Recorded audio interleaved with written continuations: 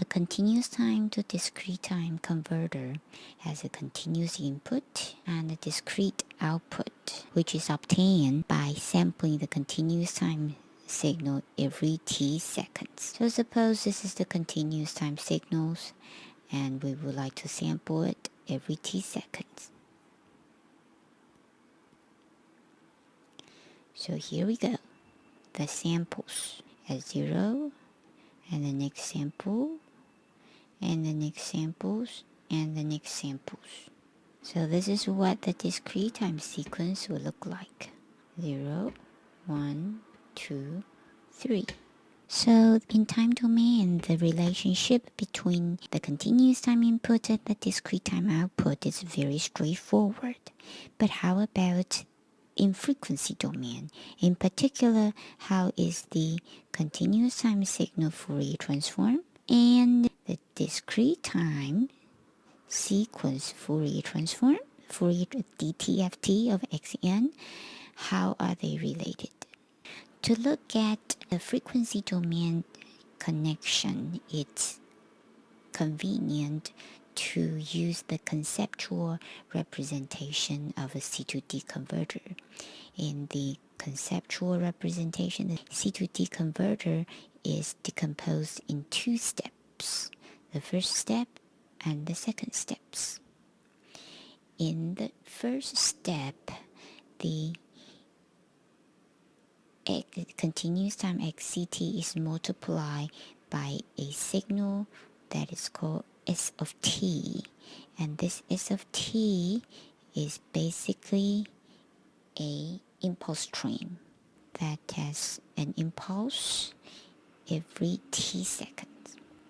Okay, after xct is multiplied with st, we get st, still a continuous time signal. And st, what does it look like? Suppose this is our continuous time signal xct, and this is st, which is a continuous time signal with impulses spaced by t seconds. Every t second there's an impulse. When we multiply these two, when we multiply xct and st together, we get xst.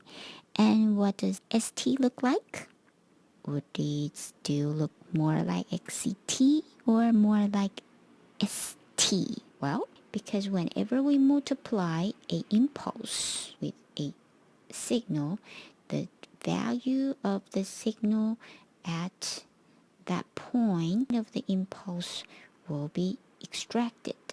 So this impulse will extract the value of xct at time 0. This impulse will extract the value of xct at time t,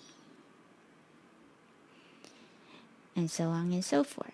So in xst, we will see a series of impulse, but these impulse would have different height, and these impulse are spaced apart by t. So these are impulse. For such a continuous time signal, we call it impulse train.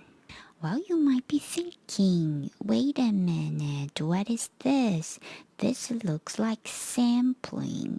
This xst are like consist of samples of xct, and that's indeed what it is.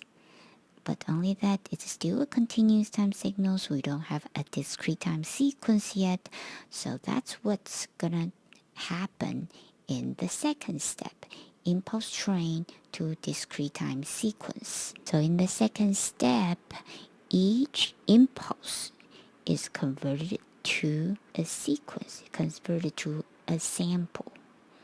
So we get a sequence of numbers. By this conceptual representation, what we mean is that in practice, this may not be how xn is obtained from xct, but it is more convenient for us to think of xn being generated from xct this way, and we will see why this is more convenient. to derive the connection between the input and output in the frequency domain. In this conceptual representation, we have two parts. Part 1 is the multiplication of ST, and part 2 is the impulse train to discrete time sequence conversion.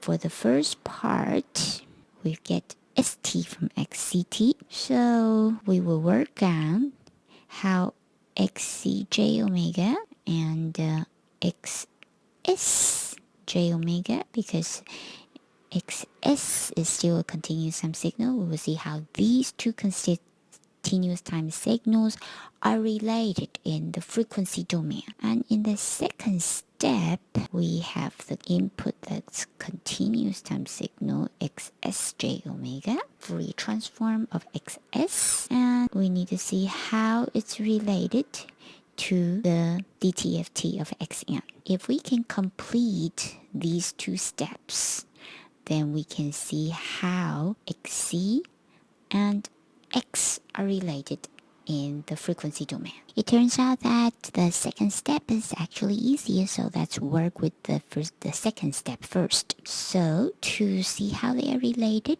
let's write down the Fourier transform of XEJ omega.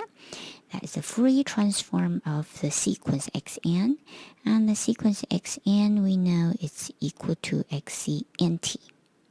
So that's what we know. We also write down the Fourier transform of the continuous time signal XC, XS. And the Fourier transform of XS will be taking the XST multiplied with E minus J big omega t. And here we need to put down XST, right? So here we need to put down XST. And what is XST? That will be XCNT and delta CT minus NT, which consists of impulses spaced apart by t seconds, and each impulse carry the height at t equal to nt. The impulse carry the height of XCNT. Now we have an integration and we have summation. Let's try to see if it helps to interchange these two. So let's move the summation outside. We get XCNT. This one does not concern small t. And inside, what do we get? What do we have in the integration? We have XCT minus NT and EJ E minus J big omega t. So we have an impulse and we have a function. When we multiply a function with an impulse, what do we get? We still get the impulse, right? We still get the impulse. But the value of the function at the impulse will be extracted. And that will be E minus J omega small t. But small t now is replaced by NT, right? Replaced by NT. Alright, now back to this integration. And what do we have here?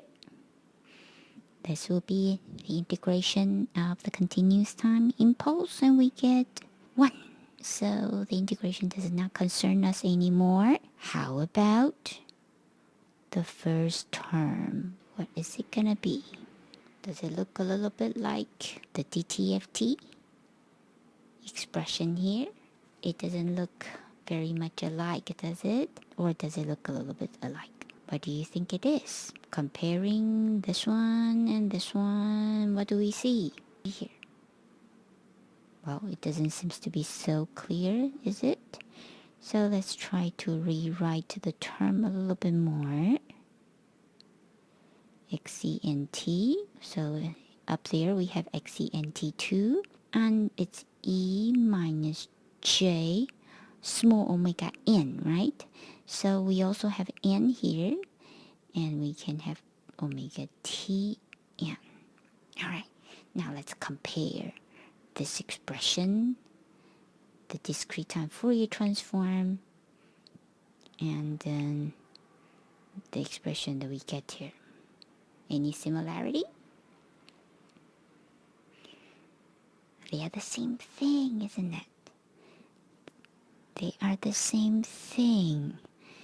The only difference is that the small omega is replaced by big omega t. So that's what it is. Ej big omega t. So if we look at the Fourier transform of xs and the Fourier transform of the dT of t, they are related only through a frequency scaling. Now let's work on the first step, the connection between xc and xs in the frequency domain. In the time domain, we know xs is the product of xc and s. Okay, so in frequency domain, by the property of Fourier transform, we know it's simply the convolution of xc and s and scaled by 2 pi. And what is xj omega? Xcj omega is what's the input, that's something that's given to us, and xj omega is the Fourier transform of the st that we defined earlier. And you have probably seen the Fourier transform for such a signals in when you are learning Fourier transform for continuous time signals. It is xj omega equal to 2 pi over t, and incidentally in the frequency domain it's also in the impulse train, and it's an impulse train that's spaced apart by 2 pi over t, and all the impulses have the same height. Now let's try to convolve xcj omega with such an sj omega. So I substitute in xj omega from the blue expression we have. Then it would be delta c omega minus k 2 pi over t. Alright, so what do we have here? What we have here is the convolution of xc and impulse, wasn't it? Where is the impulse? The impulse is at k 2 pi over t. So crossing out the 2 pi, we have 1 over t, and then xc convolved with each impulse, we get a shift of xc shifted by k times 2 pi over t. Because whenever xcj omega is convolved with an impulse, it will be shifted, and the shifted amount is k times 2 pi over t. Now let's take a look at what we have derived here. The connection between sj omega and xcj omega is that xcj omega is simply a summation of shifts of xc. If we write out the terms in the big summations, what do we get? We get xc j big omega plus omega s, and then xc j omega. That's the time when k equal to 0, and when k equal to 1, we get xc j omega minus 2 pi over t, and when k equal to 2, we get xc j omega minus 2 times 2 pi over t. And continue on like that. For the other sides, k is negative, we also continue on like that. So basically a sum of shifts of xc. And there's this number 2 pi over t that appears quite frequently here. We will give it a special name. It's called omega s is defined as 2 pi over t. And this number is called sampling frequency. And of course, this is angular frequency, and it's given in radian per second. And the amount without the 2 pi, this is called sampling frequency, and this is in hertz. And for most of our discussion, when we say sampling frequency, it will be this 2 pi over t angular frequency in radian per second. Now we can combine the conclusions that we get from step 1 and step 2. In step 1, we know xs is a sum of shifts of xc, and in the second step, we know xs is simply a frequency scaled version of xej omega. So now if we work backward, we want to know how xej omega is related to xcj omega. Xej omega, from the second step, we know it would be xsj omega over t by using the second step. From the first step, we know xs is a sum of shifts. So let's substitute in the expression in the first step. Then we get 1 over t, k, and xcj omega, small omega over t, and then k times 2 pi over t, sum over k. So now xcj omega is related to xc this way, and it has frequency scaling because there's omega over t, so this is frequency scaling, and there's also shifting and frequency scaling, two operations.